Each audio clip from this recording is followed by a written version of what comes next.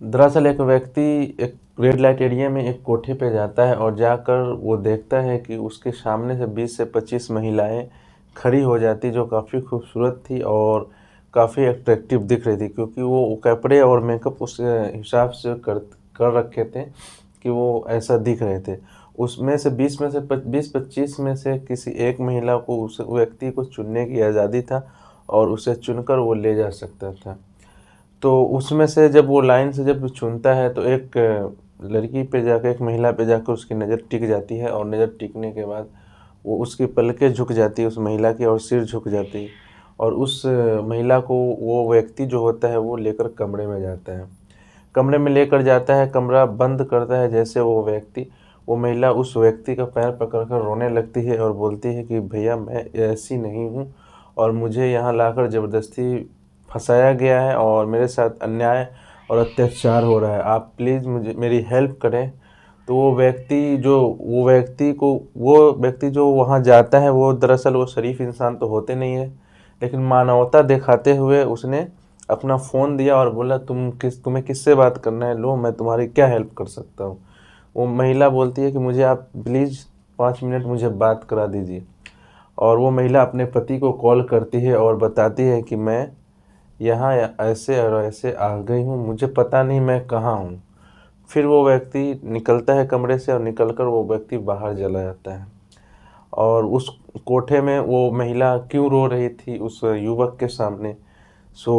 इसका वाक़या आगे। हेलो दोस्तों, स्वागत है अपने चैनल में। हूँ हँसी। आज का जो वाक़या है वो है कर्नाटक प्रदेश के बेंगलुरु शहर से। बेंगलुरु शहर में एक साहिल नाम का व्यक्ति जो 26-27 साल का था, उसकी नई नई शादी हुई थी और उसकी किस्मत में एक और खुशियाँ आया था जो उसकी कंपनी की तरफ से था। दरअसल वो मल्टीनेशनल कंपनी में काम करता था और उसका प्रमोशन हुआ था और वो उसको मुंबई भेजा गया था कंपनी के काम के सिलसिले में, और उसको जॉब को ट्रांसफ़र कर दिया गया था मुंबई।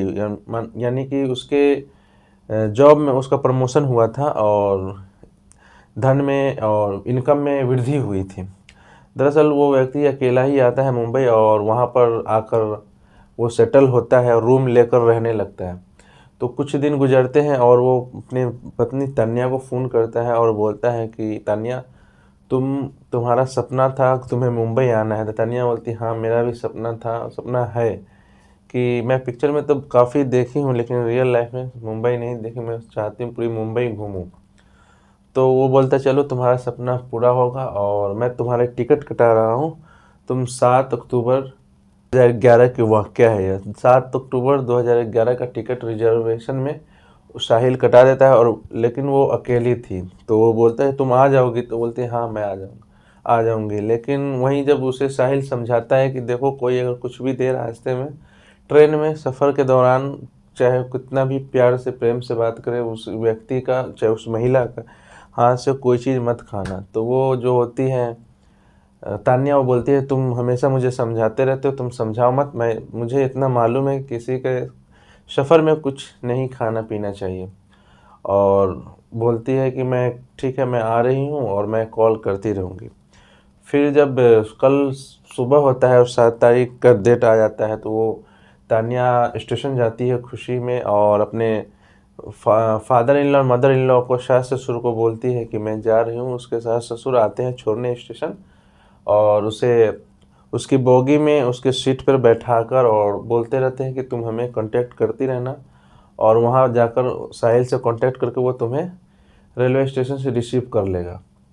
फिर वो जाती है लमसम 100-150 किलोमीटर। जब ट्रेन चलने लगता है तभी साहिल का फ़ोन आता है, बोलता है तुम ठीक हो? वो बोलती हाँ मैं बिल्कुल ठीक हूँ, तुम चिंता मत करो मैं आ रही हूँ।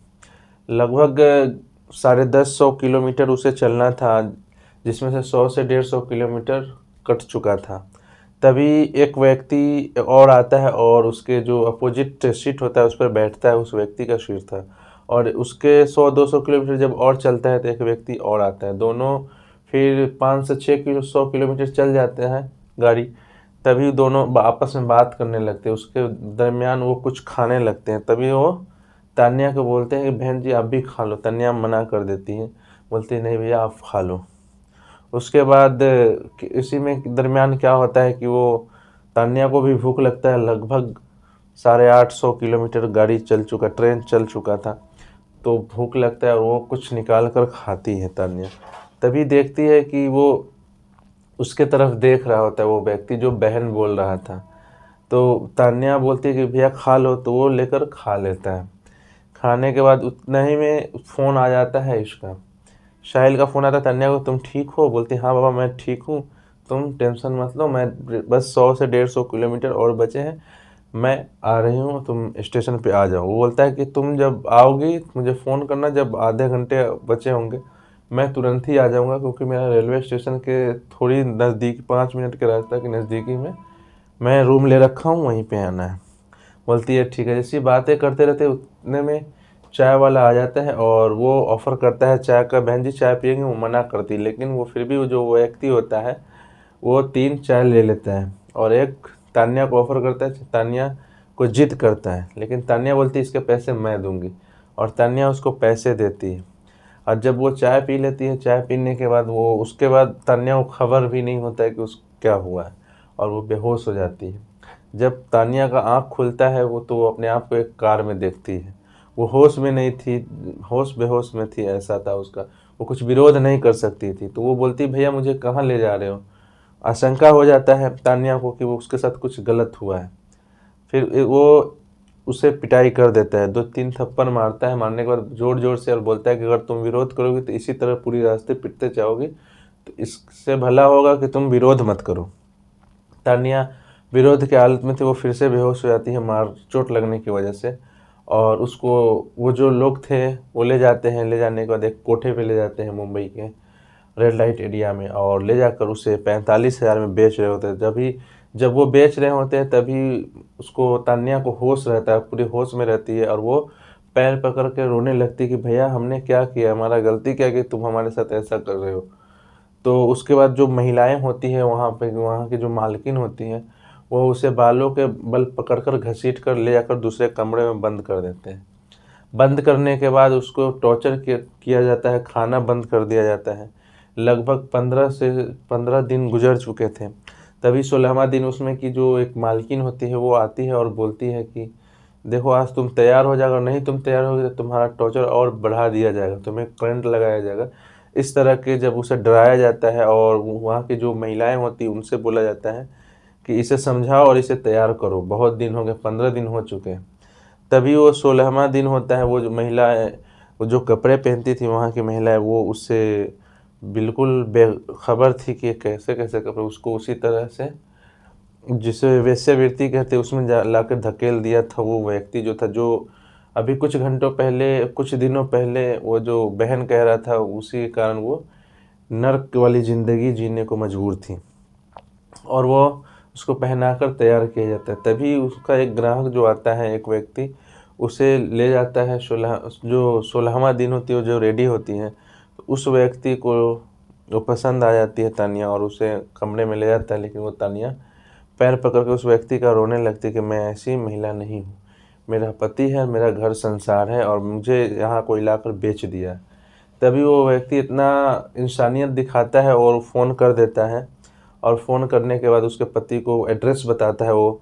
और क्योंकि तान्या को पता नहीं है, तान्या बोलती है, जब बात करती है पति से तब बोलती है मुझे कुछ खबर नहीं है कि मैं कहाँ हूँ, किस काल कोठरी में हूँ, लेकिन हूँ यहाँ पे बहुत गलत होता है, मैं वहाँ हूँ। तभी उसका पति का जो इंसानियत होता है, जो एक पति का जो भूमिका निभाता है, जो हर पति को ऐसा करना चाहिए। उसके परिवार में कोई भी व्यक्ति अगर किसी भी मुसीबत में हो, कोई भी महिलाएं हों, उसने अपना सूझबूझ से और अपने समझ से बोला कि तुम कहाँ हो, तुम उस व्यक्ति को दो फ़ोन, जो व्यक्ति वहाँ पे है।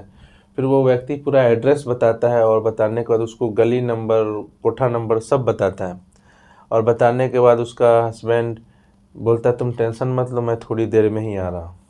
और उसका हस्बैंड वहाँ पे पहुँच जाता है। पहुँचने के बाद वो जाता है, वो लाइन में खड़ी होती है, और वो अपने ही पत्नी को लेकर रूम में जाता है।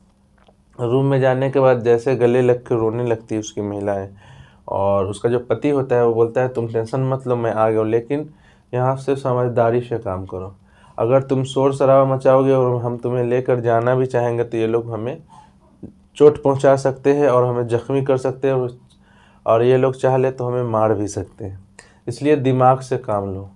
तभी उसका पति क्या करता है कि अंदर से कुंडी लॉक कर लेता है और लॉक करने के बाद समझदारी से पुलिस को फ़ोन करता है। पुलिस जो उस समय की थी, 2011 की वाक़या, उस समय की जो पुलिस थी वो भी सूझबूझ दिखाती है और सीरियसली इस केस को लेती है और तुरंत उसके बताए हुए एड्रेस पे जाती है और जाने के बाद उसे उन आज़ाद कराते हैं, उस तान्या को और साहिल को आज़ाद करता है और उसके साथ ही साथ कई और लड़कियां, कई और महिलाओं को भी आज़ाद करवाते हैं उस दलाल और वहाँ की जो मालकिन थी उनके चुंगल से।